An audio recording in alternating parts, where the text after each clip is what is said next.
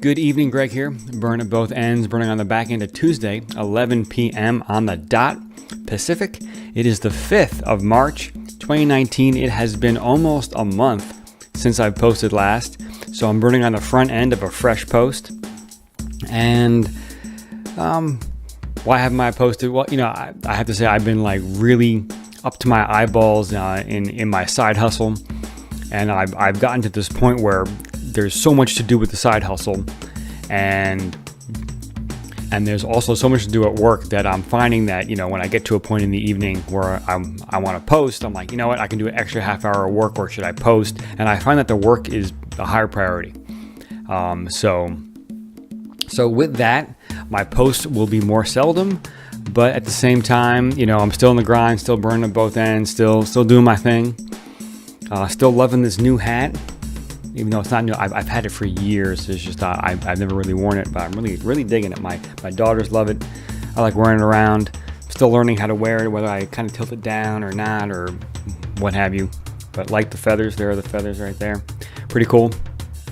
And so let's just get into it. So my bubbly water. So you'll notice no lemon. So my wife bought some. Actually, the name of the product is Bubbly, and so this is the cherry bubbly. So it's just sparkling water with a essence of cherry. It's pretty good. And then I also have here my chocolate dessert. So it doesn't look so appetizing, but delicious. Well, for me. So I've been on paleo, still on paleo. Perfected this chocolate dessert because I love chocolate. And so learned the difference between cocoa powder and cacao powder. And so what this is essentially about a 430 calorie, it's like 96% fat, calories from fat, chocolate dessert, and it's got 4 net carbs in it.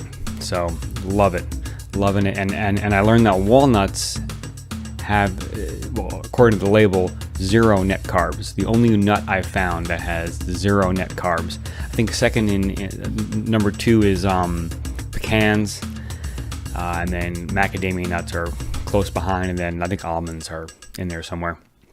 So anyhow, a lot going on, a lot with the food, with the music, right? Because G Money is a part of me, so I've been doing some jamming, been writing some beats, just really been doing some wonderful things, and I have missed posting. I have to admit.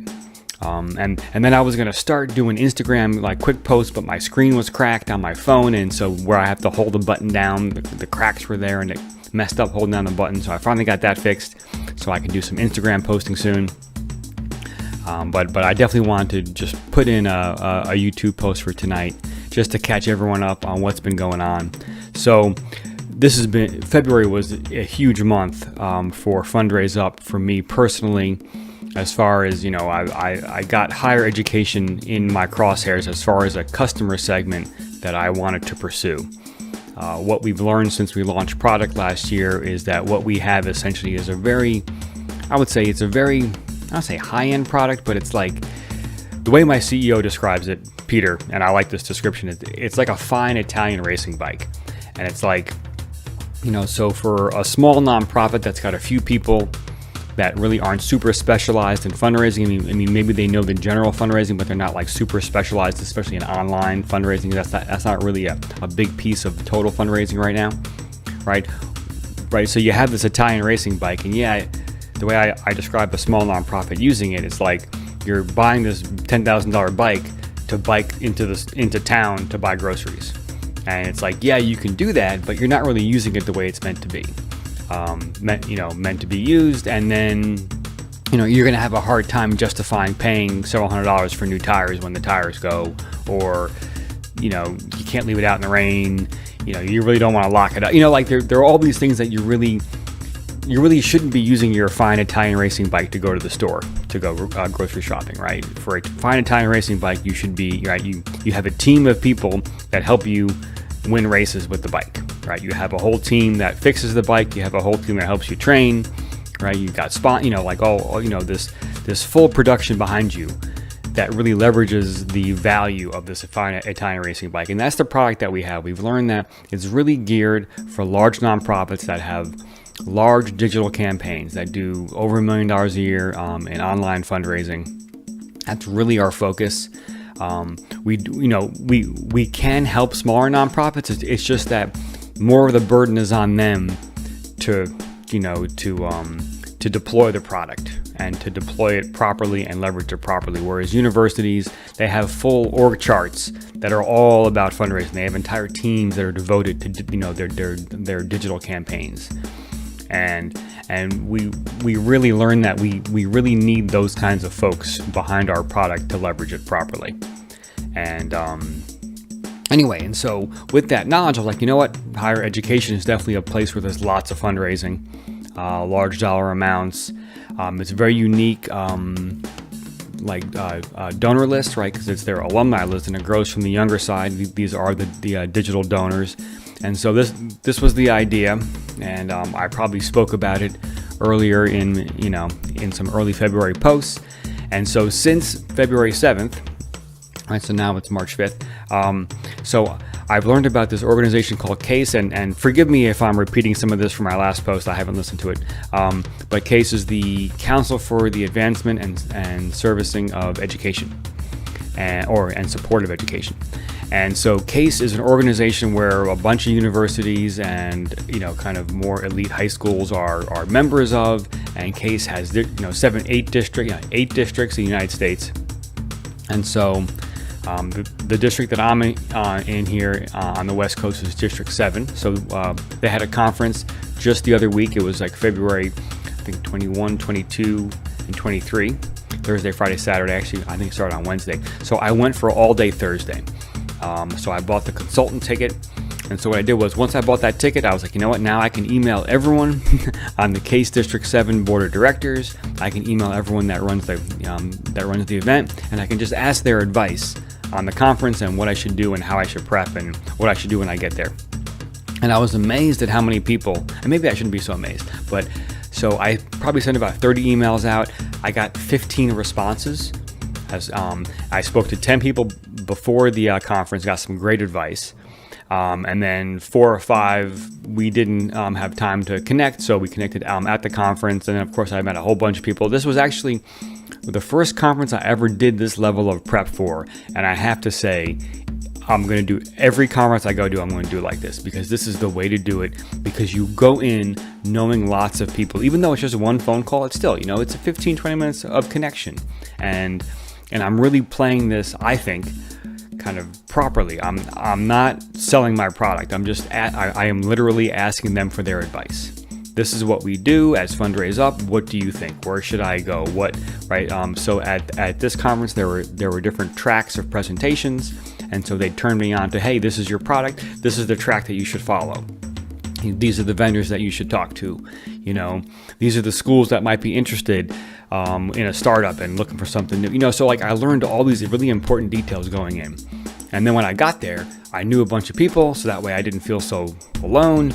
It was easy to get some introductions. And of course, as you do this, or as I do this, I start to meet the different kind of flavors of people that are in this space, right? You have the connectors, you have the experts, you have, I forget all like the archetypes that you have, but essentially what I'm looking for are the connectors and the experts, right? I'm looking for the people that know all the people, so they'll know who to introduce me to, and I'm looking for the people that really understand the technology and understand what the higher education space is looking for as far as a product like ours. Like is ours good, or do we just miss out, so many things that we're just not going to be a good fit? And that's what I'm really looking for. This is pure customer discovery 101. I am leveraging all the training I had in iCore. Remember last summer I did this iCore program, 8 weeks, and we did 80 interviews. And it was a similar thing. We had an application. We wanted to find out, is there a product market fit for this application? Same thing for Fundraise Up. Is there a product market fit in higher ed for Fundraise Up? And the reason why I thought going to this conference was such a good idea is because, first of all, it gets me right in front of the customer or the potential customer. So I'm literally looking at them eye to eye, pressing the flesh. This is a relationship-based business. There's no doubt about this. Not that I can't do things over the phone, but meeting people face to face is very important in this business. And so I paid the price for the consultant ticket because I wanted the speed. I wanted the speed of getting there and learning as fast as possible if this is a good space for us, because I want to find no right away.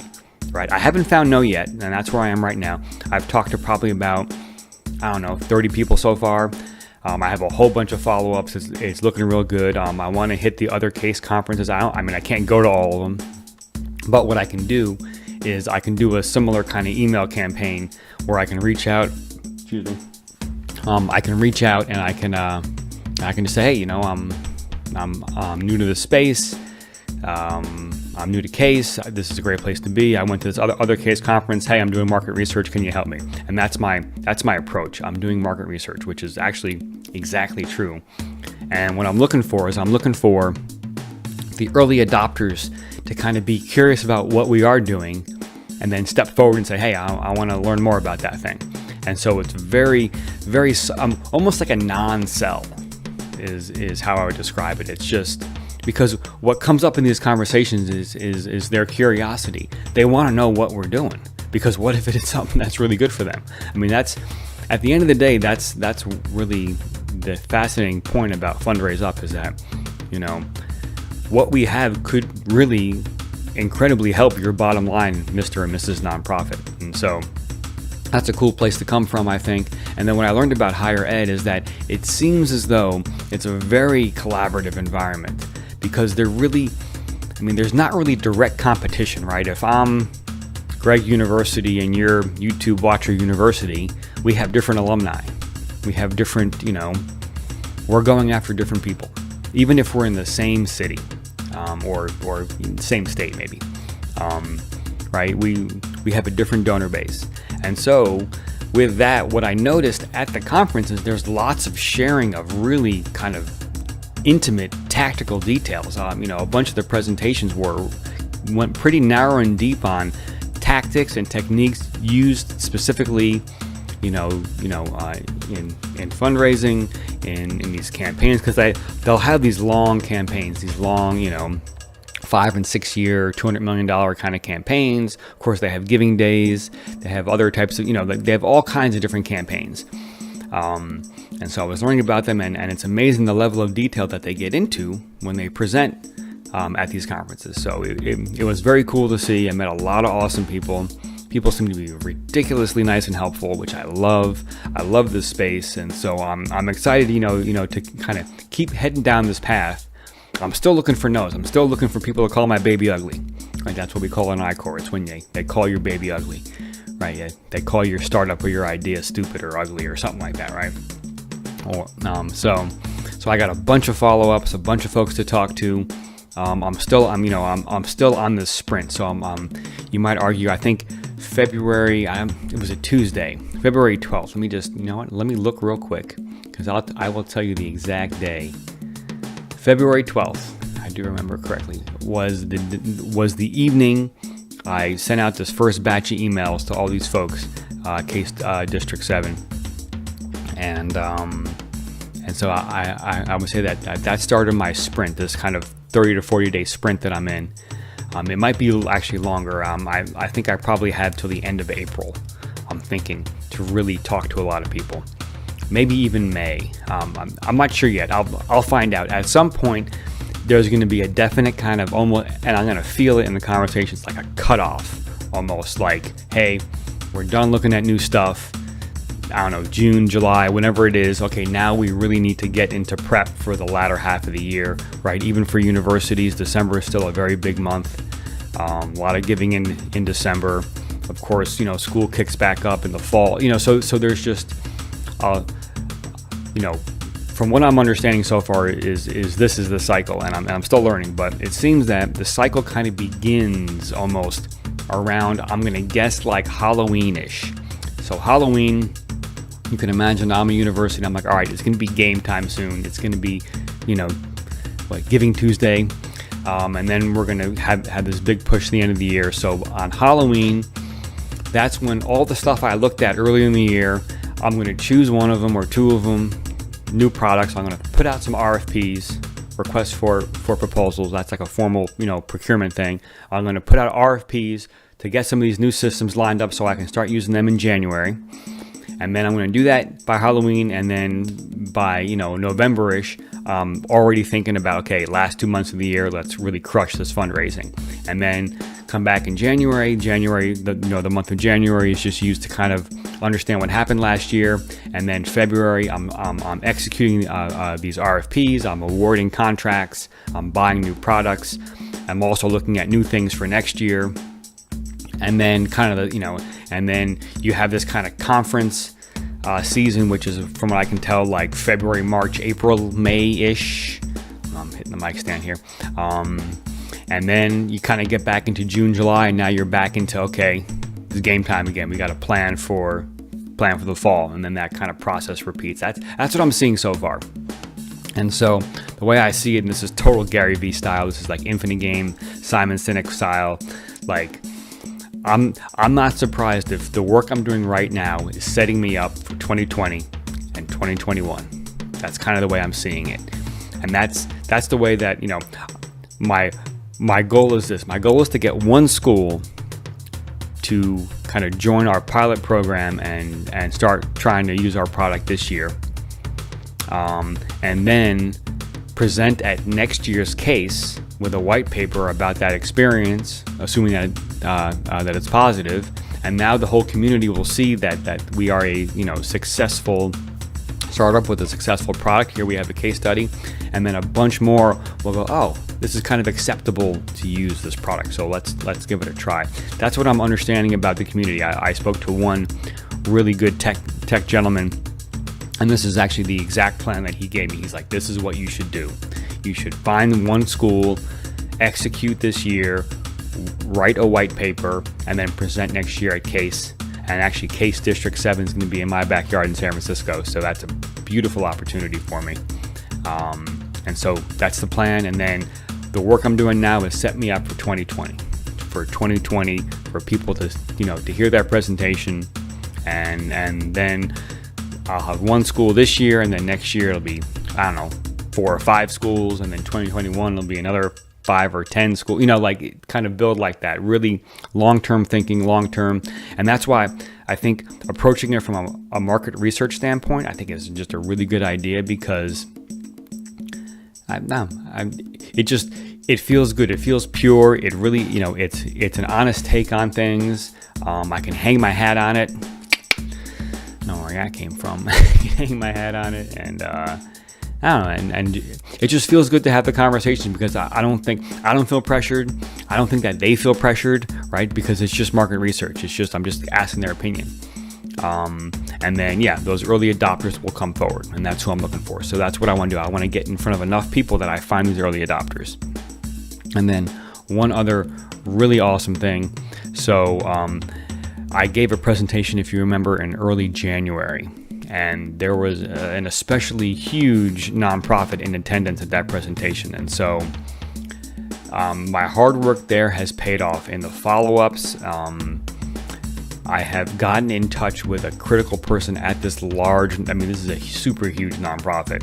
And even though they are not looking for new tools right now, she did say, hey, next time I'm looking for new tools, I'll keep you guys in mind.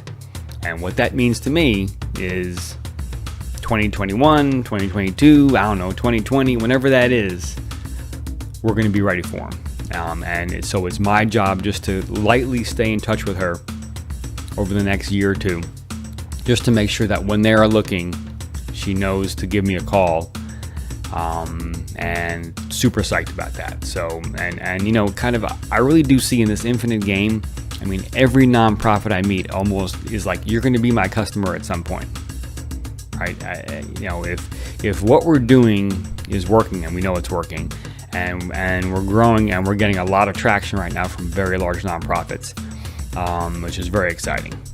And I also think all the research I've done so far in higher ed points to us adding a lot of value to that space. So I'm very excited for the first school that says, yes, we want to give you guys a shot. And so the way I see it is this infinite game style is, all these nonprofits, they're all eventually going to be my customers. And so it's just a matter of time. It might not be now, it might not be in the next 6 months or next 12 or 18 or 24 months, but at some point, a call will be made and I will answer it, and they'll be like, all right, let's give this thing a shot. So anyway, this is very exciting, so all this work I've been doing, it was a crazy push from February 12th when I sent out those emails to February 21st, which was the day of the conference. I booked 10 conversations in that 9 days. And then the day of the conference was a 23-hour day. I flew down to Anaheim. It's just hit the ground running. Spoke to people all day long. Got back to the house. Yeah, so I left in the morning, I think at, was it 4? Maybe 3:45 in the morning. I got home the next day at 2 a.m., I think, something like that. But it was just one of those incredibly awesome days, and just I want to do more of that. And I'm saying a lot, I think. I gotta watch that. I want to do more of that. I want to put myself in a position where the only option is success, and that's how this experience was. It was like I could only be successful at this because I mapped out this course. It's like, so obviously once I kick out those emails, I was like, let's see what happens here. And I was amazed at how awesome the response was. And obviously then you have phone calls, and then you have follow-ups, and then you meet more people, and then you have more follow-ups, and just some very cool stuff. So super psyched about that. And then just some other things. The 9 to 5 is going great. Project management's going great. We're getting really close to these procurements. We're learning a lot about large procurements, a lot about optics, which is very exciting. I'm really, I think, coming into my own with this team. I'm finally at a point now where I've been working with them for over a year, and so I'm kind of at that point where they're beginning to accept me. And one of the funny things is that before I started, as I was starting this project management was September of last year, I took a project management course.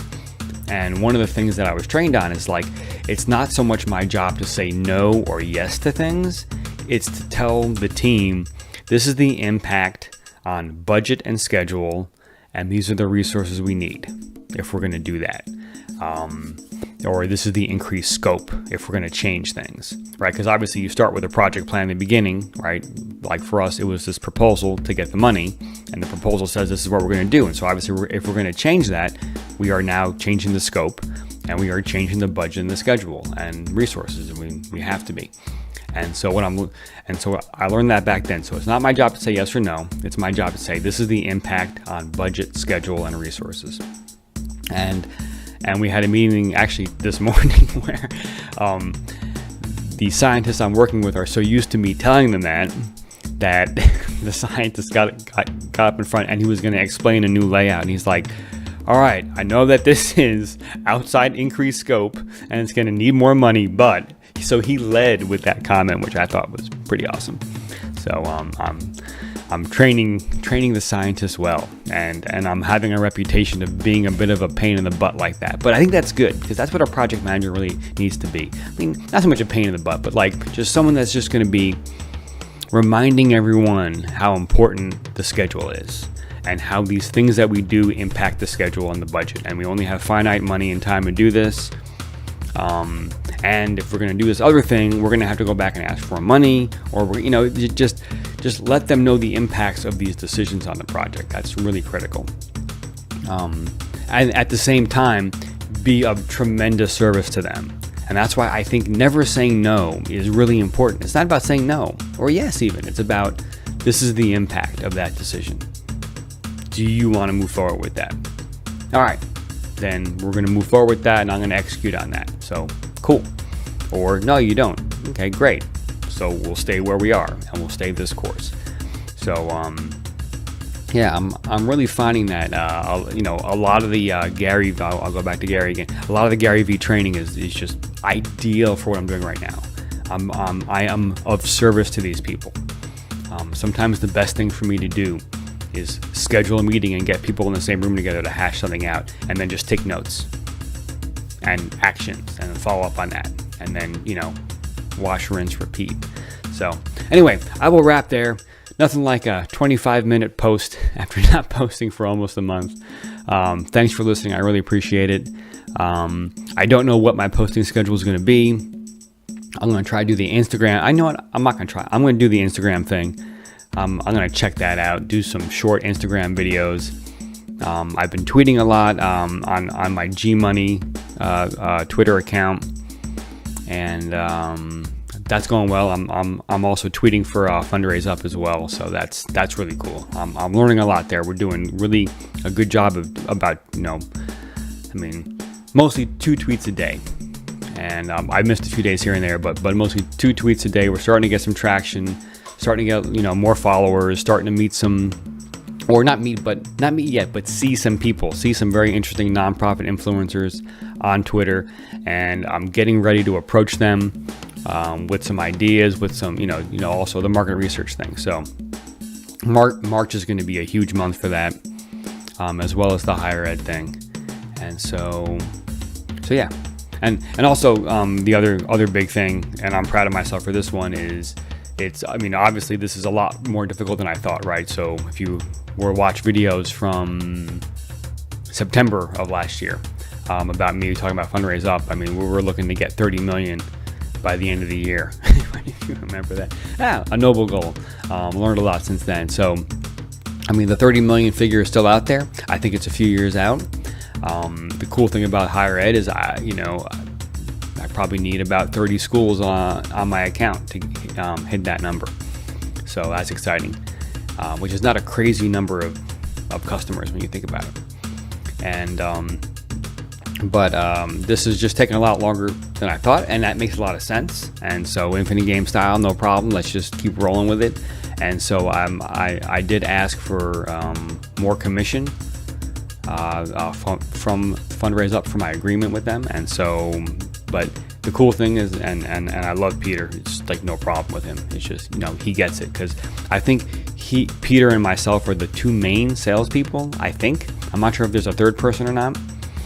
I know that there have been a few people that have come and gone, but I think it's mostly me and Peter pushing, and it's still very exciting. It's still very fresh. I'm loving the Twitter part of it. I'm loving the higher ed. I'm loving that I'm in this space now. So, I think the next 90 days is going to be very, very telling on whether higher ed's a good spot for us. So anyway, I will wrap there. Thanks for listening. So this vlog is all about my journey as an aspiring entrepreneur. Things I'm trying, things I'm tasting, things I'm executing, things that are going well, things that are not going well. And so subscribe if you like what you hear. Ask some questions, leave some comments, let me know what's going on. If I can help you, I would love to help you out. Please leave a comment down below. Beat in the background, G Money's my alter ego. I write these beats. You can find them on SoundCloud. And I think we'll wrap there. So get some good rest tonight. Wake up tomorrow, light it up, crush it, do great things, inspire folks, be kind. And I will catch you later.